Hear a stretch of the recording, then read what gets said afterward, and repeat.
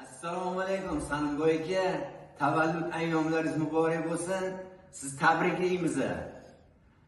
O'zbegim o'g'lingni shonini kuylasam, yurak so'zim meni qalbim qo'ridan. Ahli insoniyat o'rgansa arzir, mehr muruvvatni o'zbek o'g'lidan. Yurt shoniga shuhrat qo'shay deb aka, sochim o'ylab bizga qirovlar tushdi. İnsoni komil deb o'zbegim o'g'li, dunyo ahli sizga nazari tushdi. Osiyo, Avropa beklari sizni, Osiyo, Avropa beklari sizni o'zbegim farzandi derlar Salimboy. Alloh rizo bo'lsin deb ehsonlar qilsangiz, chindan ham Xotamtoy deydilar bu boy.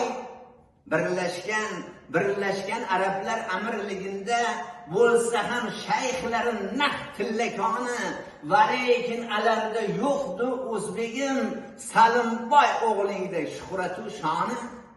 Allohning bir miskin qulimman o'zim, Allohning bir miskin qulimman o'zim.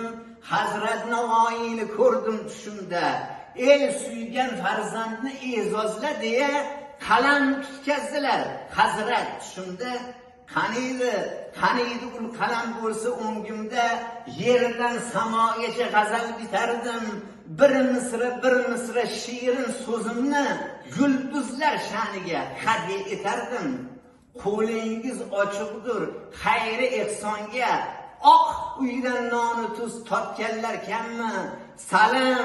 Salim boyday o'g'il ber deb Allohdan kunutim so'ragan sanamlar kammi? O'zbegim o'g'lingni shonini kuylasam, yurak so'zim meni qalbim qo'ridan. Ahli insoniyat o'rgansa arzir, mehr muruvvatni o'zbek o'g'lidan. Salimboy aka sog' bo'ling, Alloh umr bersin. Iloyim Alloh umr bersa 250-300 yoshlik